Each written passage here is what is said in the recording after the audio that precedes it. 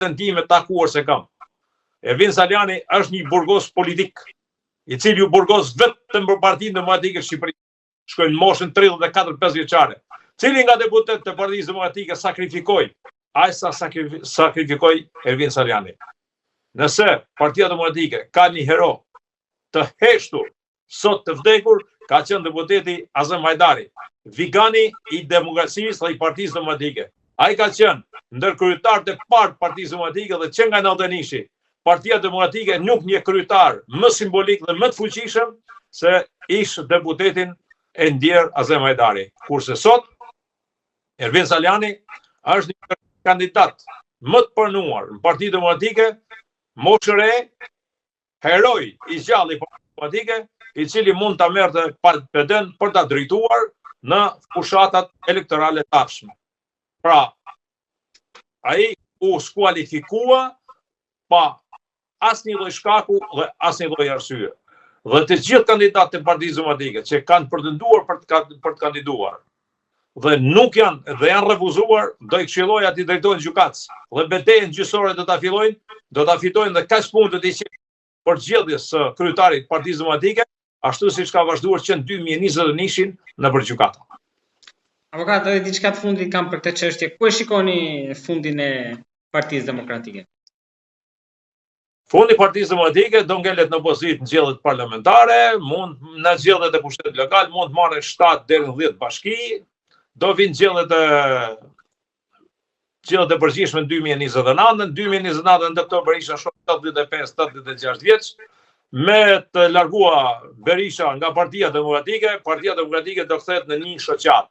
Dhe aty do hyj grindja, do hyjnë problemet dhe konfliktet se kush përqen i pari në Partinë Demokratike. Pra Partia Demokratike do të pushoj se ekzistuari, ditën do të pranojmë dhe këtë, do pushoj se ekzistuari, ditën se Sali Berisha largohet nga drejtimi i Partisë Demokratike Shqipërisë. Por unë e kritikoj Dr. Berishën për një fakt, duhet lejon të gare. Duhet ta lejon të gare. Qoftë 2, 3, 4 kandidatë. Nëse do merrte njëri 3 vota, tjetri 7 vota, mos jepte mundësi vetvetes për të legalizuar një padrejtësi në subjektin që ai drejton që në vitin 1992. Pra i thon 34 drejton Partinë Demokratike të Shqipërisë. Është kampion. Avokat, edhe nga pjesa tjetër, gjërat duken qetë, por nuk janë aq roz, edhe po i mban pushteti lidhur. Derisa ai ka 3 mandate në parlament, ka edhe 3 mandate tjera të Partisë Socialdemokrate që shkon në 86. Nëse do ketë ndonjë deputet i opozicës, do ketë hatërmbetje, mund të kalojë edhe me mazhorancën, në rastin e zgjedhjes së kandidatit për president të Bamir Topit, që ishte me Partinë Demokratike, dhe filtruan votat nga e majta, 6 deputet në kohë dhe mori mandatin e presidentit. Pra në çdo kohë mazhoranca mund ta bëjë shumicën edhe 90% qoftë edhe me deputet e opozicës. Po, mund të që Elisa Spiropali të krijojë në krisje brenda shumicës apo nuk e shikon? Por mua kryetari i mazhorancës dhe bashkëpunim me grupin parlamentar, për mendimin tim, Elisa Spiropali duhet ta përjashtojë nga grupi parlamentar i Partisë Socialiste. Duhet ta detyroj, jo me forcë, por me logjikën e statutit dhe të rregullorit që ka subjekti i PS-s, për të lënë dhe mandatin dhe për ta marrë mandatin një tjetër.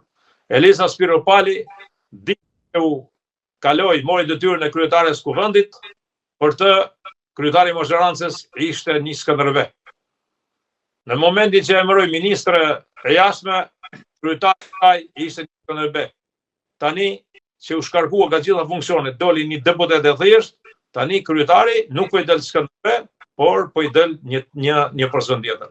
Këtë lëvizje ka vetëm për hatërmbetje, asnjë gjë tjetër në botë nuk ka. Vetëm hatërmbetje. Pa është e drejtë nderuar avokat që të shkarkohet ministri i jashtëm pas 3 muajsh në detyrë? Ministri i jashtëm mund shkarkohet edhe brenda 3 ditë, varet se çfarë shkelje ka kryer në marrëdhënie me partnerët ndërkombëtar, se kot nuk është shkarkuar. Ju mendoni që nuk qëndrojnë këto inatet mes grave brenda partisë? Ajo nëse është burrëresh, unë do i bëj thirrje ta bëj transparent shkakun e shkarkimit. Ajo din shkakun pse shkarkua. Bëj transparente para shqiptarëve. Ky është shkaku që kryetari im i Mosharances më shkarkoi.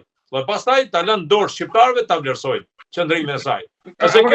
Me përjashtimin edhe me heqjen e mandatit tu treguat shumë i ashpër, vetëm Spakut mbetet pa i thënë gjë që ta marr. Nëse zonja Spiropali ngelet në kuadrin e mesazheve në Facebook, ajo është asgjë tjetër përse do mbaj mandatin deri 2029-ën, dhe në 2029 këtu do jemi, as brenda se listë Partisë Socialiste s'kan për ta lejuar me hy. Jo me dalë. Ai ka mbyll karrierën politike ajo një herë mirë, për në subjektin që ajo po aderon. Vetëm nëse krijon ndonjë subjekt tjetër politik, për cilën nuk e di nëse do ta krijoj apo çfarë emri mund t'i vaj.